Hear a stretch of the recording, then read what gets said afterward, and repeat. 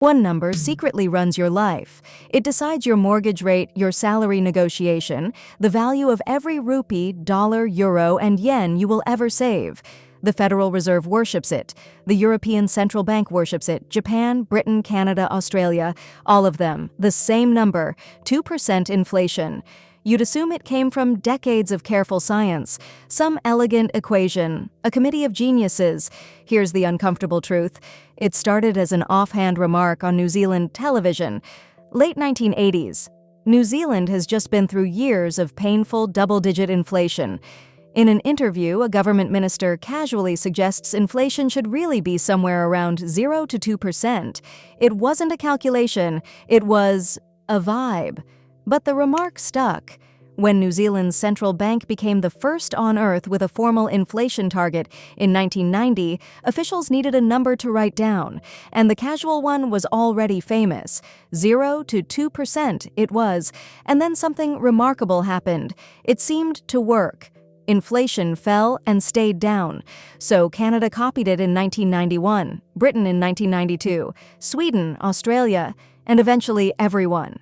The mighty Federal Reserve only made 2% official in 2012, the world's most powerful central bank, formally adopting a number improvised in Wellington. But why 2? Why not 0? Wouldn't perfectly stable prices be ideal? 3 big reasons. First, our thermometers run hot.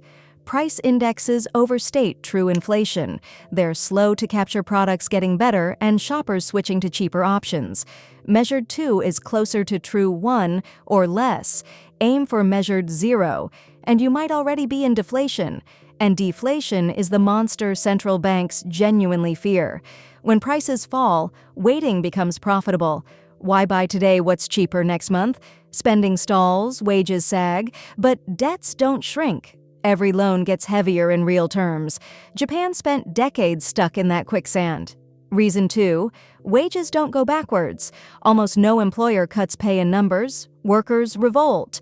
But with 2% inflation, a flat salary quietly becomes a small, real pay cut, and struggling companies can adjust without firing anyone. A little inflation is the grease in the labor market. Reason 3, ammunition. With 2% inflation, interest rates sit comfortably above 0 in normal times, leaving room to cut when recession hits. Target 0 and rates live near 0, and the central bank walks into a crisis with an empty holster. So why not go higher? 4.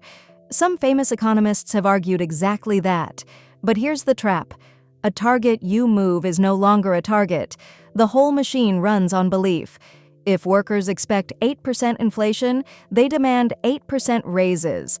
Firms raise prices to cover it, and expectation becomes reality. Anchored expectations are self-fulfilling in the good direction too. That's the real technology, not the number, the anchor.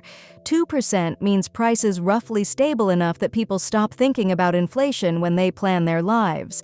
Emerging economies with volatile food prices anchor a little higher. India targets 4 plus or minus 2.